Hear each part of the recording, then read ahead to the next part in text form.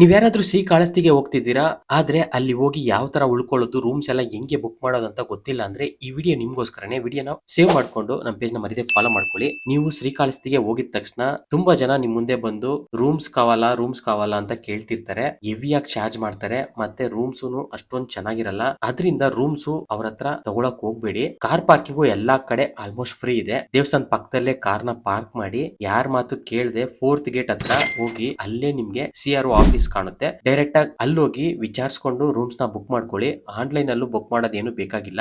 ₹150 ಇಂದ rooms start ಆಗುತ್ತೆ. AC ಮತ್ತೆ ನಾನ್ ಎಸಿ ರೂಮ್ಸ್ ಇದೆ. ನಿಮ್ಗೆ ಯಾವ ತರ ಬೇಕೋ ಆ ತರ ರೂಮ್ಸ್ ನ ಬುಕ್ ಮಾಡ್ಕೋಬಹುದು. ಕ್ಲೀನ್ ಅಂಡ್ ನೀಟ್ ಆಗಿರುತ್ತೆ. ಮತ್ತೆ ಎಲ್ಲಾ ಕಡೆ ಫ್ರೀ ಟಾಯ್ಲೆಟ್ಸ್ ಇರೋದ್ರಿಂದ ಅದನ್ನು ಆರಾಮಾಗಿ ಯೂಸ್ ಮಾಡ್ಕೊಳ್ಳಿ. ಹೋಟೆಲ್ಸ್ ಹೋಗೋ ಅವಶ್ಯಕತೆನೂ ಇಲ್ಲ. ಯಾಕಂದ್ರೆ 4th ಗೇಟ್ ಇಂದ ಸ್ವಲ್ಪ ಮುಂದೆ ಹೋದ್ರೆ ಫ್ರೀ ಅನ್ನದಾನನೂ ಇರುತ್ತೆ. ತುಂಬಾ ಚೆನ್ನಾಗಿರುತ್ತೆ. ಅಲ್ಲೇ ತಿನ್ಕೊಂಡು ಹೋಟೆಲ್ ಅಲ್ಲಿ ಕೊಡೋ ದುಡ್ಡನ್ನ ಹುಂಡಿಲ್ ಹಾಕ್ ಬನ್ನಿ. ದುಡ್ಡಂತೂ ವೇಸ್ಟ್ ಮಾಡಕ್ ಹೋಗ್ಬೇಡಿ. ವಿಡಿಯೋ ಏನಾದ್ರೂ ಯೂಸ್ಫುಲ್ ಅನ್ಸಿದ್ರೆ ಥ್ಯಾಂಕ್ಸ್ ಅಂತ ಕಮೆಂಟ್ ಮಾಡಿ. ಡೀಟೇಲ್ಡ್ ವಿಡಿಯೋ ಯೂಟ್ಯೂಬ್ ಅಲ್ಲಿ ಇದೆ, ಚೆಕ್ ಮಾಡಿ. ಹಂಗೆ ಫಾಲೋನು ಮಾಡ್ಕೊಳ್ರಿ. ನಿಮ್ ಸಪೋರ್ಟ್ ನಮ್ಗೆ ಯಾವತ್ತೂ ಬೇಕು. Thank you.